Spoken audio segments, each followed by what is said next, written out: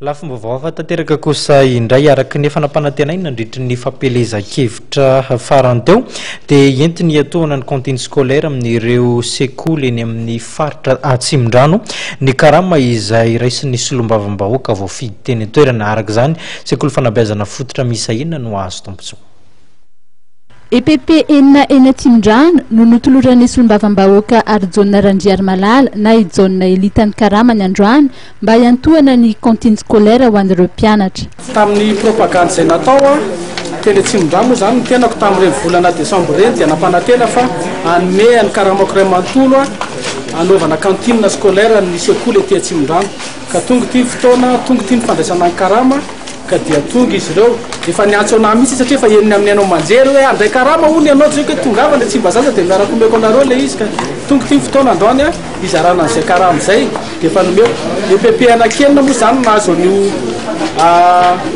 ataontsika hoe io Karama io dia ny EPP Ampitatafika vaovao ny EPP Itosy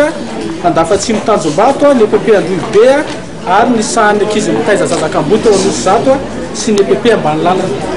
Tonga teny amin'ny anteny meram-pirenena Tsimbazaza avokoa moa ireo solontenan'ny EPP izay nisitraka izany fanampiana izany. Misaotra be ny fanomezana moa izay menanay zany amin'ny cantine scolaire ty efa nampanantenana anay. Raha ny ankizy aminay zany dia 500 latsaka kely fotsiny izy dia tsaronay zany hoe ireo ankizy ireo tena sahirana misy ary tena tsy misakafo mihitsy tonga any am-pianarana dia matory fotsiny. Tongetsy zay natsony Andriamato député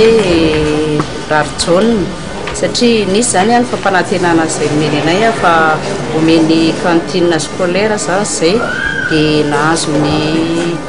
Karamany izy dia natsony zany zay hoe tongava aty dia tongetsy zay miaraka ny Bronfram dia effectif anay moa zany 114 indroa isan-kerinandro zany no nanana sakafo dia vary indray mandeha dia koba dia arakaraka ny